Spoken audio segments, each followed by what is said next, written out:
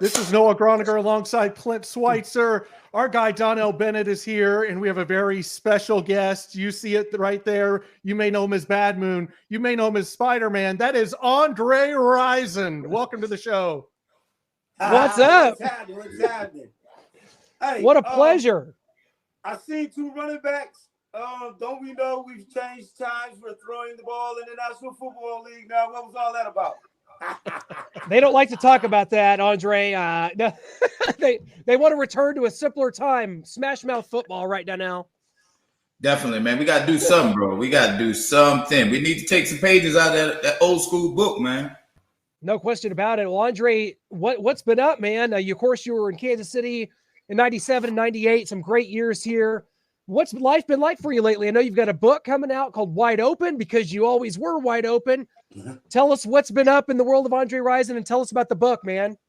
Man, I appreciate you guys having me on, to talk about it. And it's been a long time coming. I just felt it was the right time to do it. I had to get my life right, get my feet up under me. And I had a great support system throughout it. We all know how publicized the ailments from playing the game. It's a physical game, and I played it a long time. I played it 12 years at this size. And so, you deal with those too. And so you definitely need a support system. And I was able to, manage myself into the guy that I always wanted to be, the man I always wanted to be, the husband, the father, the coach, the mentor, the friend. Despite all the hoopla and all whatever, the narrated media portrayal, I've always been a champion. I've always been a winner. I knew I worked hard in practice. I've always been a great teammate. So I just wanted to make sure, that I put it out there of who I am. And before I said anything, I just wanted to make sure that I was right personally, like I said, dealing with the ailments of football. Whether it's arthritis, dementia, CTE, you name it, we all have it. But it's how we go about managing it. And I just felt it was the right time to do it. Yeah, got a new book coming out. It's called Wide Open. Andre, we all know what it was like when you joined the Chiefs in 97, man, and that took that offense to a new level. You had Marcus Allen already here. You had an established team that had been to the playoffs. But just talk about when you got here in 97 and what that season kind of meant. You guys had a magical run. You went 13-3. You developed the Spider-Man persona. What was that season like joining the Chiefs, man? What was it like for you? I mean, you see it right here. It speaks for itself. Kimble, Donnell, along with Will, especially these two guys right here on camera. I spent a lot of time with them on and off the field, and we became great friends. And it's funny how it was like a landslide on what happened in management that trickled down to our roster. We never thought Dale Carter would go to Denver. We never thought Rich Gannon would go to the Raiders. We never thought I would end up at the Raiders. We never thought Marty would walk away. How it happened, it just happened so fast and so crazy. And I was coming off of a hamstring injury going into a year of quote unquote maybe halfway turmoil, maybe in our front office that we didn't know nothing about or couldn't control. And I was trying to get healthy, and I was playing hurt. And next thing I know, I looked up, and it was kind of like used against me, and it was like our team was split up that fast, and in a heartbeat, we were split up that fast. And I thought we had three Super Bowls in that team, and then especially going to the Super Bowl and winning it. I know what it took, and I know what it takes. And you got to have two backs. You got to have a great tight end. You got to have players on the edge that can make plays. And you got to have a defense who can get the ball back and great special teams. And that's what we had in Kansas City in 97 when I came, and in 98. And that's why I mentioned 98 briefly. I don't know, man. It kind of messed me up in life for a second, too, because I really love those guys. I really love I bought a home, big home. I bought Bo Jackson's old home in Kansas City and in Overland Park. And I really sat down and was like, this is the perfect organization. It's got a lot of the utmost class with the Hunt family. I love my teammates. I'm balling. And just out of nowhere, man. Gunther Cunningham he just wanted to. I don't know. He just had it out for me for some reason. I guess I might not have been one of those guys when Marty was head in charge, and so you know, I for a long time, man, it hurt not being a Kansas City Chief. I've never been back from the day I left. I've never been back. Never. Really? Outside of when we played the Chiefs. We got to get you back to a game, man. But you mentioned a little bit there, just why Kansas City? Anytime you became available, you were a hot commodity, one of the best receivers in the game. Everybody came after you. Why did you choose Kansas City in 1997? Strictly because of Marty Schottenheimer. I mean, I was a fan of his already in Cleveland, and then when I met him in person, I knew he dealt with players where he didn't hold things over their head. He gave them an opportunity, gave them a chance. Each individual player has their own relationship with their head coaches and position coaches, and the front office for that matter. But I never lived with a father in the house, and so I always been like the guy, And so my grandfather was a father figure, and that's who Marty reminded me of, a father figure. And I had just won the world championship. I had just won the world title with Green Bay. And I just felt like it was like the line of royalty to be able to play for Kansas City and play for Marty.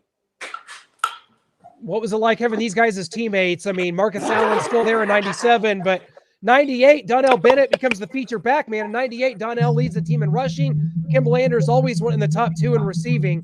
What were these two guys like as teammates? I tell you what, man. Your prototype pros on and off the field. The utmost respect for both of them. Proud of Donnell for sure. Kimble always set an example as a pro, on and off the field. Nothing but the highest, when he exhibited. You couldn't do nothing but play your hardest, block for him and try to win and compete. And you wanted to win for him, especially knowing how long he had played in Kansas City. When I got there, I was like, you know what, I'm going to win this for Kimble. We had a lot of talks, man. Those guys will tell you, we talked a lot. We played in some big games. We played in games people can't play in, and won't play in. Trust me. We went to war with Oakland. We went to war with Denver. You name it. And Donnell, when it was Donnell's time, that's why I'm proud of Donnell. But it was his time to step up. He was ready for it. And I appreciate both of them for keeping their friendship. I had a similar situation, so I knew how to deal with it as far as motivating one and then having to motivate the other one because I was the motivator on the team. And so I dealt with it in Green Bay with Edgar Bennett and Dorsey Levens for our Super Bowl run. And I really thought we had 2 to 3 Super Bowls in that team just because of those 2 guys right here, because of our backs. And then, of course, you add in Marcus Allen. But the two guys on the screen were definitely valuable because, in the latter parts of the year in the AFC West, you got to be able to run the ball in between the tackles. And so that's very easy to hand it to number 30. And then, to get the double coverage off of me and things of that nature, you slip Kimble out of the backfield and you got problems. And that's what we presented, And then you had a Hall of Fame tight end named Tony Gonzalez. So that's what we brought to the table. And, like I said, I watch all our 97 games. I watch all our 98 games. I watch all of them, man, every day, every other day, if not every day. That's awesome. Well, Kimble, talk about kind of being teammates with Andre, and then Donnell, I'll come to you. Just what do you remember about Andre coming in 97 and just kind of what kind of change did that symbolize for you guys in your offense? Because we had talked about some, not really the explosive, really playmaking wide receivers throughout your time here, and then in comes Andre Rison. Well, that's definitely what we needed, and we knew about Dre. I followed him in his career as well. Starting off in Atlanta, and we knew he brought a lot to the table. Like he said, he's a very explosive guy. I think that's one of the pieces of the puzzle we was missing with the Chiefs, and having a receiving just go get it. And Dre came in just in time, for coming off a Super Bowl year with Green Bay, and we knew he had a great talent. So he was just a positive plus for us. And also one thing, Dre was a great leader. A lot of people understand. I mean, when Dre went to practice, he came to work. He came to work all the time. He didn't take it, any shortcuts in this game. And that's what the game is about. So I appreciate him for being that leader on the team when he came. And again, one thing, we became really good friends, on and off the field. And I think that's a common bond we had in Kansas City. Most of our teammates on our team, we were really friends. We wasn't just teammates. We really took to the whole that we're gonna be friends for life. And even now today, like we said a week or so ago, I ain't seen Dre in a while. I think maybe 2 years ago, we somewhere. I seen Dre somewhere. And maybe the Super Bowl. Yeah. Super Bowl. It's like, hey, I seen him the last 20 years, but I ain't seen him. But we got that love and respect. And like I said, that's one thing I value about the game within itself and the people you meet. Those are lifelong friends, and that's one of the things. That's why I appreciate a guy like Andre Rison.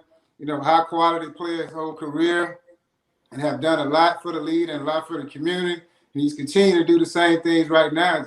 Going back coaching in this area, and that's just part of life. And I'm appreciate a guy like Dre. And he's a lot of fun to play with. Like I said, when he starts the Spider-Man, him and Mighty Mouse, all that stuff. That's something that was uncommon for Kansas City. Kansas City a little more conservative. They just brought a lot of life, just brought a lot of energy. Just that energy, and we used to have fun in practice. We just did shit different. We just did a lot of stuff different, and it was new and it was fun. So with that said, it made the game a lot fun. It made work a lot easier. When you having fun at work, what else you got? Absolutely, and Donnell.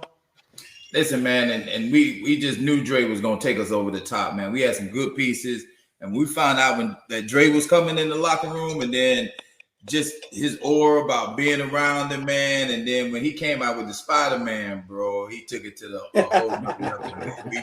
Like playing football was just like playing little league football. We had superheroes on the field. We would get dressed in the locker room. I remember getting dressed before the game in the locker room, bro. We just had a lot of fun, bro. Yeah, no doubt. But we was pros though, because you had Marty at the helm. Right. So, right. It wasn't no bull jiving in between. We was having fun, and that's the great thing about Marty. He treated you like a grown man, and man, we just had an awesome team. Well, we all remember, of course, the Spider-Man, but here's a shirt. I don't know if you guys remember this. I got this in my closet still right here, guys. Check that out. That's sweet. Yeah. Look at that. We got to get one for everybody. We need to get them. Yeah, I need to get one of those. I love that shirt right there. Andre, you talk about watching games from 97 to 98. We got to go to a clip from one game in particular that took place October 4th, 1998. You guys are going to remember this well. We got to go to this clip, and we will talk about it on the other end. It was a stormy night. Vision not good. 3rd and 4.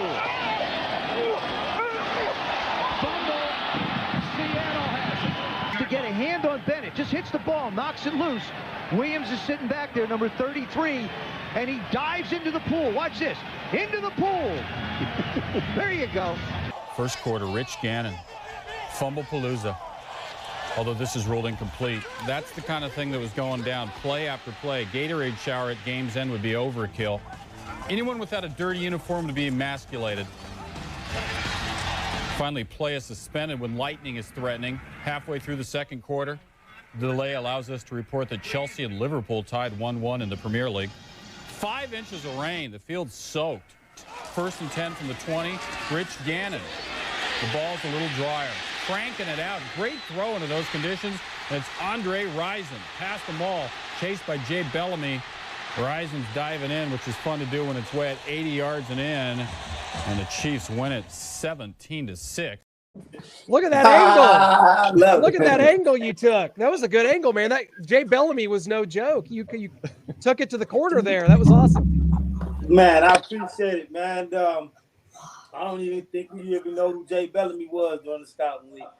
He wasn't on. Well, have you ever seen anything like that weather? That weather was insane. Hey, that game will get canceled today. Oh man, it would have been canceled after the first one. And what's funny, we were sitting over there and we were like, we knew we were gonna have to run the ball, but at some point in time, we was gonna have to trump one deep because they had about 9, 10 people up the line of scrimmage. And, But you notice it wasn't raining when you was running down the field. It was nice and dry. It was nice and dry. It was all God. That was all the rain. That was all God. God's plan, man. That's God's plan. Donnell, Man, I tell you, you know what's awesome about it is that that year we went 13-3. That was 98. But even in 98, we started off maybe what 4-2 or 4-1. 4-1. 4-1. That ain't that. You know, like I said, that ain't bad. You know, first game of the season, I think we caught the Raiders, and I had caught my good buddy Charles Woodson that day, and I pulled my hamstring. Remember that, DB? Yep. Yeah. I pulled my hamstring first game, and I tweaked it rather, and so I was kind of like everybody thought I couldn't run or whatever. But when I seen that ball in the air, man, it's funny how we build this force field of the injuries, and because we know it's somebody sitting there that wants our job. And I, at that time, I just felt like I needed to make a play, not only for our team. I needed to make one for myself in my career. I needed to make a play to show people I still can go 80 yards. Absolutely. We've got a question here that came in, National Scouting, from our YouTube page. Andre Rison, Andre, out of the three of you on this set right now, I think he's talking about Donnell and Kimble, not me and Clint. Who had the better hands? And do you think, Kimble should have been considered for the Hall of Fame or Chiefs Ring of Fame? Nah, hey, who would ask that question? Hey, that's Kimble, hands down. I see Kimble catch. I say Kimble too. Swing passes. Wow. Behind him, like Yeah. I get out with the Kimble. Now, if the pass is coming in front of you, and you're facing the ball, I might have to get that one to myself. I might have to get that to Peter Parker. I might have to get that one to Peter Parker. Now, I just noticed we were always careful when we threw screens to Donnell. It was Bro, I had good hands, bro. And that was T. Rich. Well, that's what you talk about. T. Rich. T. Rich, bro. We didn't even throw any to T. Rich. We threw a couple to him, bro. That was later in his career, bro. After he left Kansas City. Yeah, we couldn't even get it. We couldn't even get a rep when it was a pass play. He thought, "Can we go get in there?" I was like, "Let's put it there." Hey, T. Rich was a small tackle. Yeah, bro, you remember that, Kimble? We used to be looking at the script. And you be like, man, nah, I won't be taking no reps in 707 today.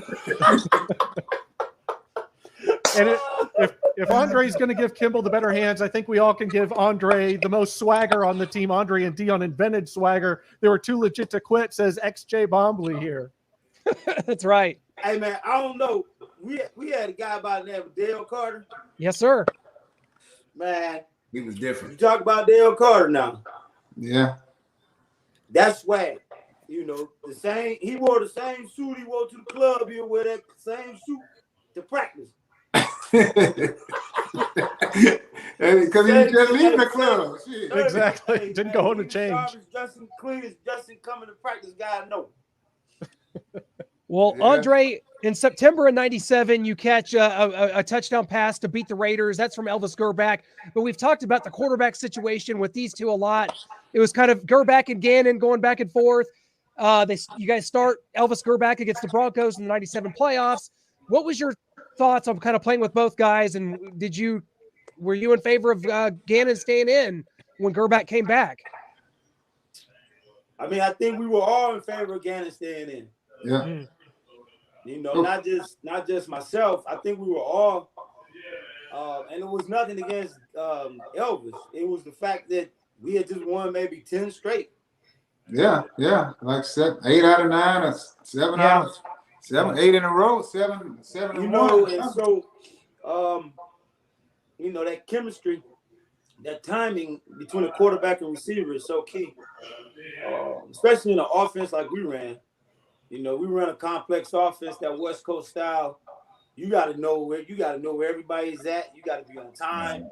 There's no in between. Everybody is replacing everybody. Everybody's held accountable. And even for a quarterback, if you ain't been in 8-10 weeks, And you get in there, and all of a sudden, your receivers are running way faster than they were in practice. Your running backs are hitting the hole way faster, and everything is happening so much faster. I thought maybe if we were going to do it, maybe the next game, but I don't even think the next game, if we had won, I think we should have just continued to use who had been starting, which was Rich. Yeah, I think our chemistry was really, really strong too, man. Like, I don't know what it was against Elvis, like you said, man, but Rich. I mean, we were drawing plays in the dirt. We would get in the huddle, man, and Dre, when you was injured, man, I remember Dre saying, I don't know if I'm gonna be able to make it to the sticks, whatever. And we was like, man, do whatever you got to do. And Rich would be like, don't worry, I'll buy enough time for you to get there. It was different, man. It was different. Mm-hmm. It was a different chemistry in that ball, man. He brought he went on to win the MVP of the league and took a team to the Super Bowl. And I went on to play with him again and almost got to the Super Bowl again with him and won about 12 or 13 games at the Raiders with him. And so I go back in hindsight and I want to fix it, y'all. I go back. I want him to start. I know we would have won. We had home field advantage, man, all the way through. And it hurts. I don't watch the Denver game. I watched maybe a quarter of it. But Rich brought a different intangible to the game. He could get out the pocket. And if he got out the pocket, he could hurt you. So now you got somebody who can get out the pocket and beat you with his feet. Not only his arm, he's got weapons. He's got a great tight end, young tight end. He got a great wide out, great backs out the backfield who can catch and run the ball. Man, I wouldn't have messed with it. But I know Marty was old school, and you didn't lose your job due to injury. So, but I always wonder who really made that decision. Now, did anybody know? We've talked to Carl Peterson. We've had him on the show. It could have been Carl Peterson. Carl says it was Marty. He takes the ball and shoves it back to Marty. Carl did tell us that on our show. Carl did tell us that Carl said, I go out and get the players or whatever, but then Marty says who plays. That wasn't a Carl decision. So whether Carl's telling the truth, I don't know, but that's what Carl says. It was a bad decision.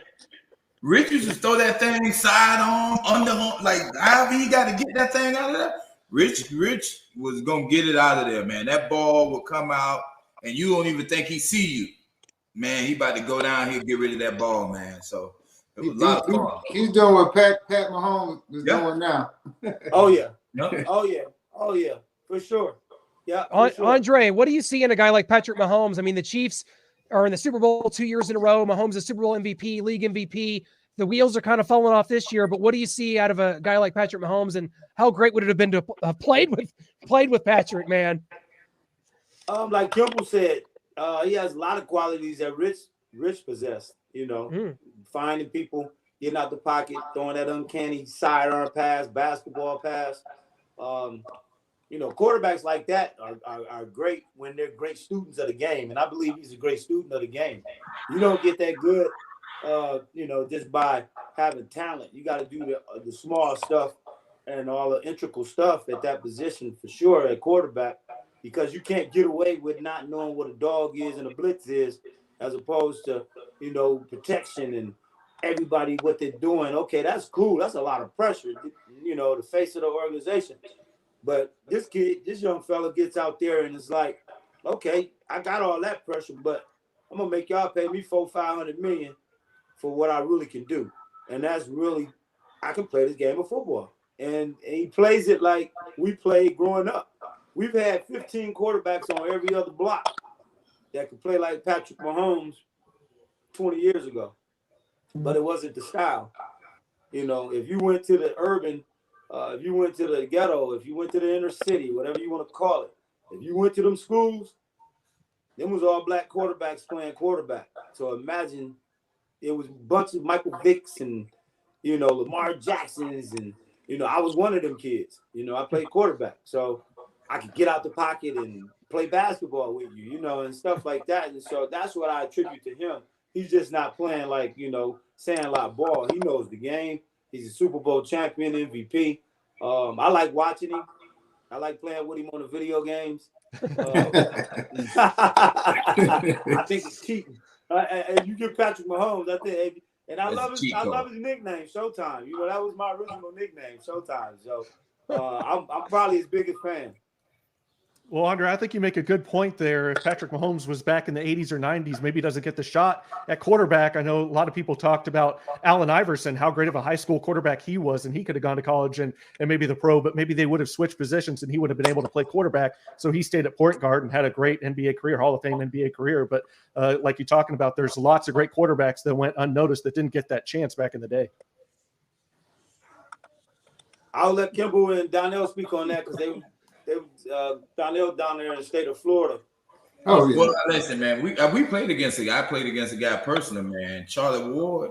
Oh, yeah. Quarterback, man, he was unbelievable before his time, man. And he was a great thrower. A lot of people don't give him credit for that, but he was able to improvise and make things happen and still throw that ball down the field, 60 yards, man. He was way ahead of his time, bro. If he was coming out now, I think he'd be better than these guys that, I ain't gonna say better, but, he's just as good as the dude Fields and Lamar Jackson and all that. Kyler Murray. Yeah, definitely, man. He had a great NBA career, too, for the Knicks. Yeah. You know who doesn't get enough credit that played that style and could do those type of things is Cordell Stewart. Oh, yeah. Oh, Slash. Yeah. Slash was. I mean, when Slash went back to quarterback, you ain't know what was gonna go on. Bro, he had his own position in the NFL, bro. Yes. I played Slash. Yes, and that's why the older I got, it seemed like everybody was giving the word great, the tag great and label great. They quick to give great out. Back in the day, it used to be hard to get the word great. Right. And Patrick Mahomes, he's great. Yeah. He's a great one.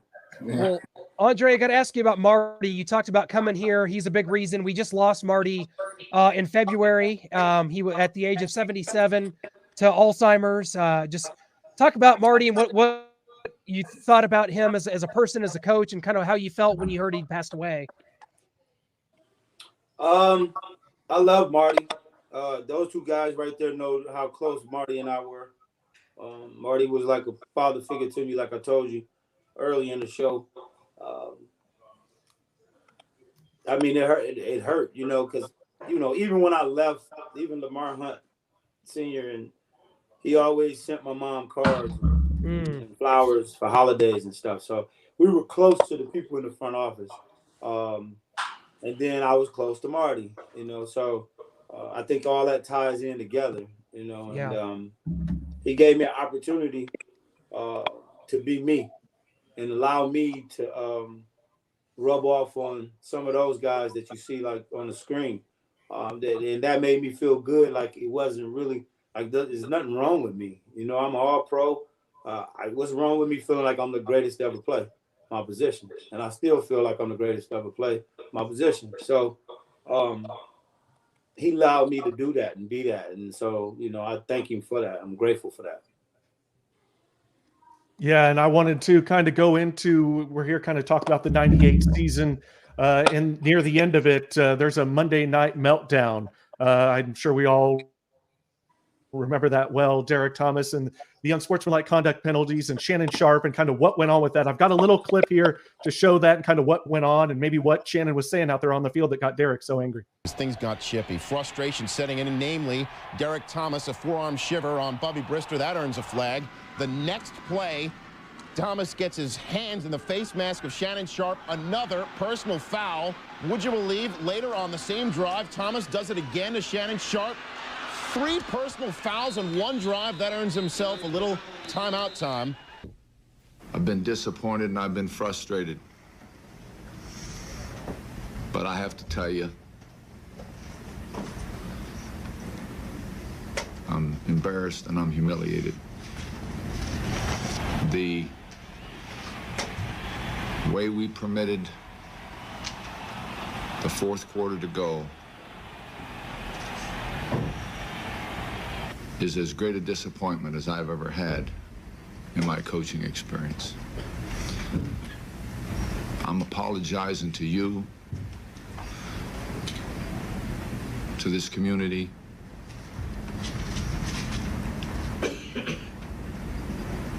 because I'm embarrassed. I would like to apologize for my conduct last evening. It was not characteristic of my game.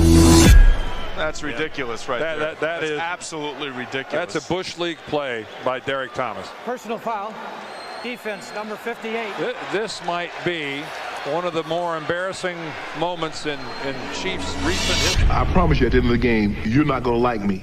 If you didn't like me at the beginning of the game, you're going to hate me at the end of the game. In 2015, years after the incident and years after Derek Thomas had passed away, Shannon Sharpe revealed to everybody what he said that fourth quarter back in 1998, saying, "I can say whatever. He's not here to refute what I would say. He and I made peace with what transpired. We both could have handled the situation better. And that was my fault, because I had hung out with Derek. I had worked out with Derek. I knew Derek. We had been to Pro Bowls together. We had worked out together and been at the same places and done things together. I had the utmost respect. He is the best true pass rusher that I have ever faced.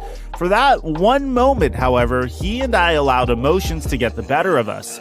So if you go back to that Monday night in 1998, the Broncos would start their final drive on their own 20-yard line.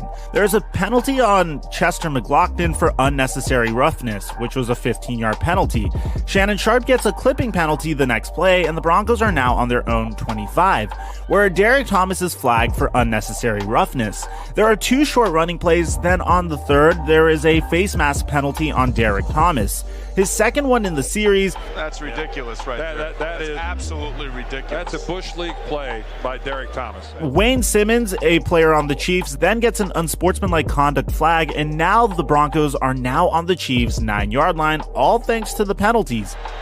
This might be one of the more embarrassing moments in Chiefs' recent history here. Derek Thomas once again gets a face mask penalty, which puts the Broncos well rested and on the 2-yard line for an easy touchdown run.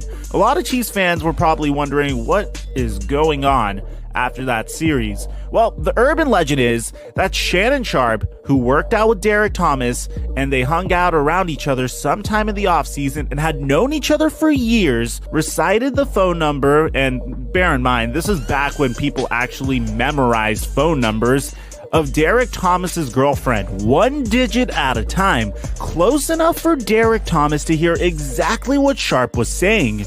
And this was apparently enough to send Thomas off the rails. After the game, Sharpe took pride in his ability to get under number 58's skin, saying, "I have perfected the talent to make people upset. Trust me, I know what to say to get to anybody." Wow. Derek ended up being suspended. What do you guys remember from that on the sidelines or from Marty after the game? I know Lamar Hunt was really upset. Marty was upset. And Shannon Sharpe going to those lengths to get those penalties. I mean, that seemed out of bounds to me. Well, that's the first time I heard something like that. Y'all want to go first? You know, if it was live, you know, I feel it already. Yeah. First of all, I don't care for Brister, nor the shenanigans that Sharpe pulled. I don't care for the Broncos. Never will. Emotions fly. I've been in a situation like that with Deion Sanders and our close friends. Those guys weren't even close friends, but they knew each other. And that's why it goes back. I'm going to go back 2 seconds ago where Kimble talked about how we established our relationships and friendships, and Donnell, will we be friends forever? Those guys were never friends. They were colleagues. They worked out together and worked in the same place, because friends don't do that. Not even if it is in a joking manner, we just don't do that. So they were getting the best of us that game. I think we still, 98, even though we were 4-1, we still had a nasty taste in our mouth from the Broncos. We will always have a nasty taste. You know, Patrick Mahomes helped us out a lot with that. But, you know, we don't like them. They don't like us. We don't like them. Never have, never will. And it was a moment where we all been in wordplay on the field.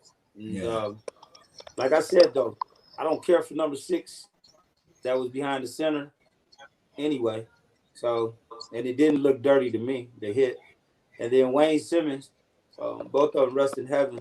They were left hand, right hand, you know. So I'm quite sure Wayne reacted off his buddy getting in the situation, knowing what happened, you know. Yeah. So we were all down for each other.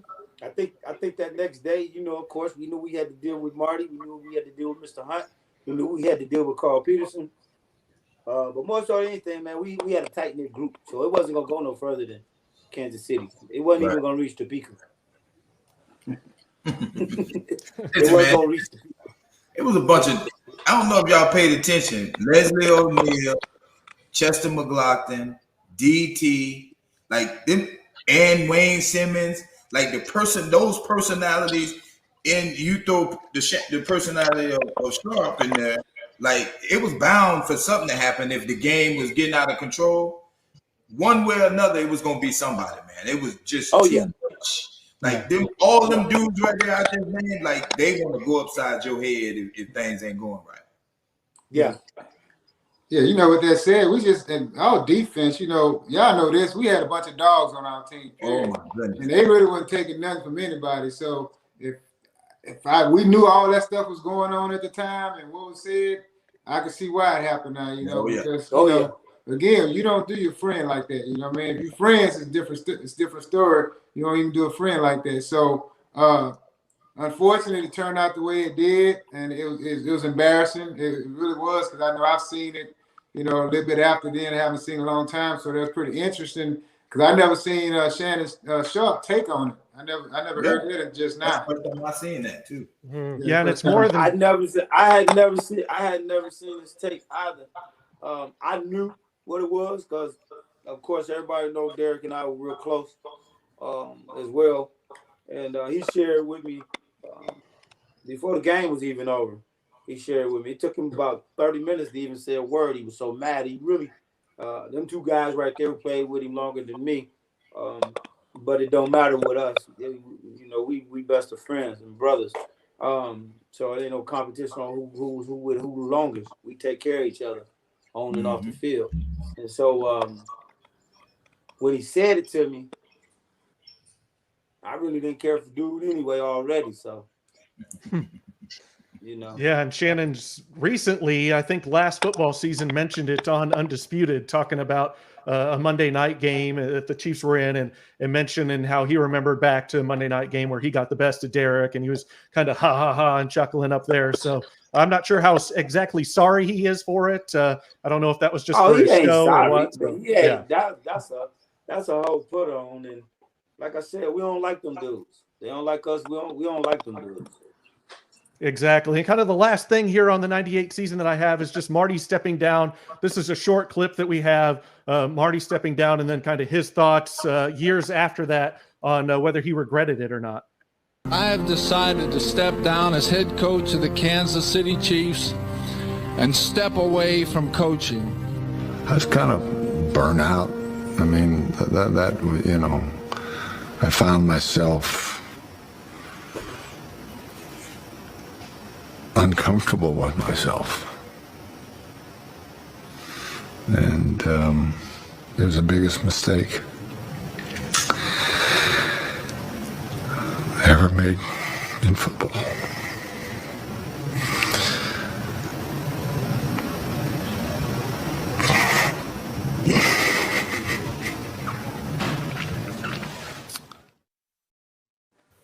That's still to this day tough for me to watch. I don't know about you guys. Donnell, I didn't know if you were getting emotional or just kind of wiping your eyes there. What you saw from that, and he's crying. I know, Kimble, he's crying. So, Donnell, talk about kind of your remembrances of that, hearing that Marty's stepping down. I'm sure that came as a shock to everybody.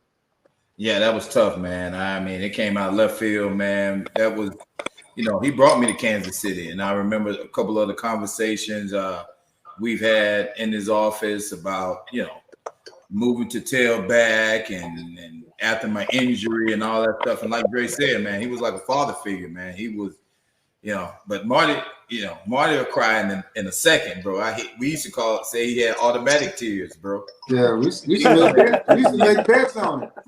As soon as he come in the meeting, tears just start falling, man. So he was a very emotional guy, man. But that's one of the qualities that we liked about him. We loved about him.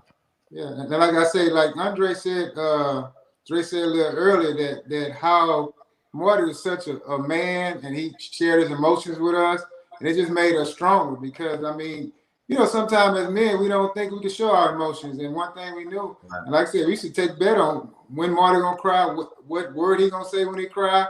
It was just one of those things. We just made those type of bets. But we knew he is so passionate about what he did. He loved the sport. He loved the people that he worked with. He loved the organization.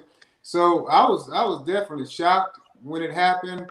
And, we didn't know we was going to be there the years we've been there. But when anybody leaves, you kind of shocked. But when that happened to the coach, it was really shocking to me. I was like, wow. I couldn't even believe it for a minute. I thought it was probably a joke or something, Yeah. And they were real, though. Them tears were real. Like, I don't care what nobody say. We joke about it. We laugh about it. Like we say, we used to have bets how long it was going to be before he started crying. But, like, he meant that, bro. Yeah. Whatever he said, he meant that from the bottom of his heart. And Andre, you have only been there 2 years, 97, 98. Then Marty steps down. Kind of get your thoughts on that. And then hearing that's his biggest regret in all of football. Well, I came back for the third year. So it was very instrumental because I was still on contract. So that changed my life. Me and Guthrie Cunningham didn't get along. That changed my life.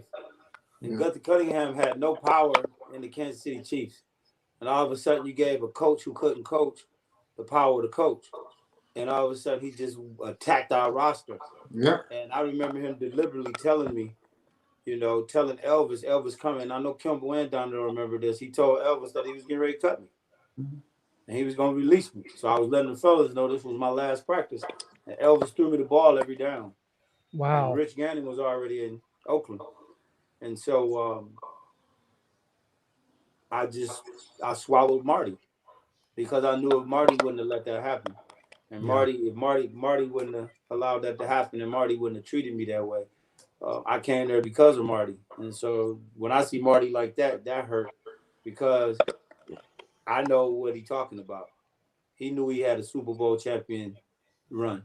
He knew he had the team, he had the leaders, he had the players, he had the right group of guys. He knew it, and this was his time. It was his turn. It was his chance.